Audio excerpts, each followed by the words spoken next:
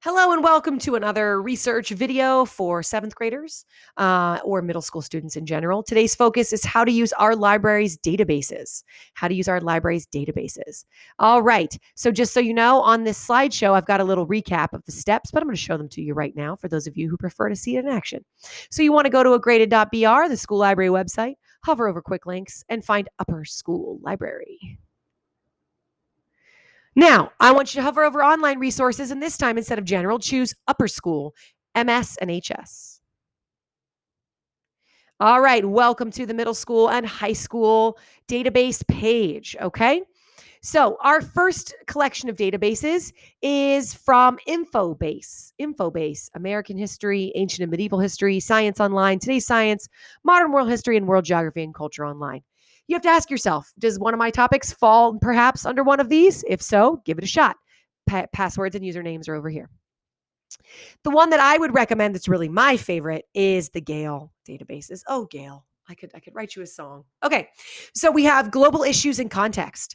That would be great for anybody researching a current hot topic. So I have a student doing gender stereotypes in fashion and in other ways. That's a great one. If you're talking about legalizing marijuana, outlawing guns, assisted suicide. Oh gosh, there's so many.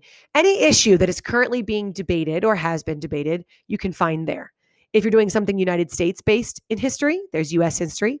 Opposing viewpoints in context, again, kind of goes with this idea of a hot topic, right? With different ideas, and you're going to get a balanced sort of pros and cons and middle on those topics. And then world history, which I think a lot of you that would apply to if you're studying ancient horses, ancient writing systems, the invention of ballet, that might be there.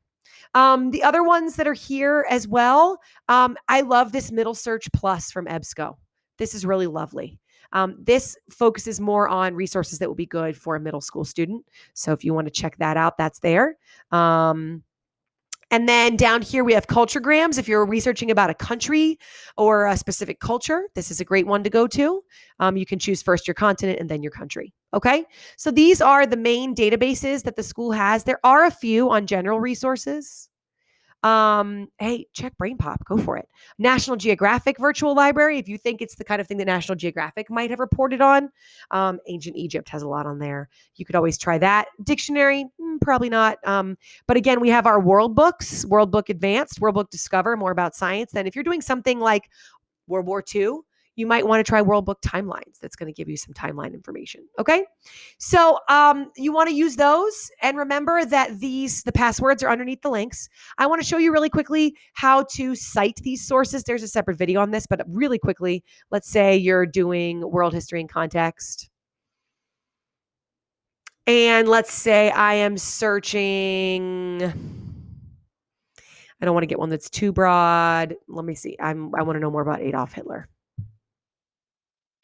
Okay, so let's say this is great. I love this article. This is good because it's giving me an overview of his life. Gale provides you a citation.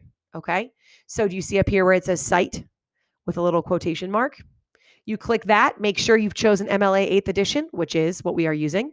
You highlight it. There is an export to Noodle Tools. I have not used that. That appeared recently. My recommendation is to just highlight it and copy and paste it. And it'll go, and then you can do the quick cite, which you've seen in other videos, but let me just try this. Fingers crossed. Okay, hold on. Oh, and it lets you choose the project on the bottom. Yeah, so you would choose that. Wow. Okay, that actually is very lovely, and I think I will take it. But the other way that you can do it, of course, is to copy it. Sorry, let me come back here. Is to copy that, Control C, then go into your Noodle Tools. Let's try this. Let me go just into the page I had open a second ago, save and close. And let me add a new source. It was a database, and let's call it original content in the database. That's fine. Copy and paste citation. Come down here, Control V, and save. That'll work too. All right, I'm curious to see what it says on the one that I imported. Oh, it actually was a book, chapter, or section. Fascinating. Okay, so This reference was exported from the database. This one was a copy of a pre-formatted citation. Okay. So that's just a quick note on how to use the databases. And then they usually have a cite button. All the databases are a little different, but if you look around a little bit, you'll see one that says citation or cite this or has those little quotation marks. You should do that. All right. Happy databasing.